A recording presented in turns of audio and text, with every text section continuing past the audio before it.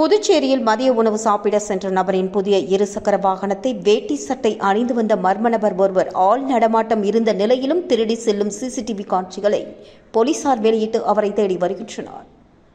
புதுச்சேரி முத்தியால்பேட்டை சாலை தெருவை சேர்ந்தவர் சங்கர். இவர் சுயமாக சிறுதொழில் செய்து வருகிறார். இந்நிலையில் கடந்த 22ஆம் தேதி அன்று மாலை 2 மணி அளவில் தனது வீட்டிற்கு மதிய உணவு சாப்பிட வந்துள்ளார். அப்போது அவர் தனது இருசக்கர வாகனத்தை வீட்டின் வாசலில் நிறுத்திவிட்டு உள்ளே சென்று சாப்பிட்டுவிட்டு பின்னர் வீட்டின் வெளியே வந்து பார்த்தபொழுது அவரது புதிய இருசக்கர ஹோண்டா ஷைன் வாகனம் மாயமாகி இருப்பதை கண்டு அதிர்ச்சியடைந்த அவர் இதுகுறித்து முத்தியால்பேட்டை காவல் நிலையத்தில் அளித்த புகாரின் பேரில் போலீசார் அவரது வீட்டின் எதிர் வீட்டில் பொருத்தப்பட்டிருந்த சிசிடிவி கேமராவை ஆய்வு மேற்கொண்டனர். அதில் 45 வயது மதிக்கத்தக்க வேட்டி சட்டை அணிந்து தலையில் கர்ச்சிப்புடன் வந்த நபர் ஒருவர் ஆள் நடமாட்டம் அதிகம் இருந்த நிலையிலும் சங்கரின் வாகனத்தை நோட்டமிட்டு கள்ளச்சாவி போட்டு திருடி செல்வது பதிவாகியிருந்தது.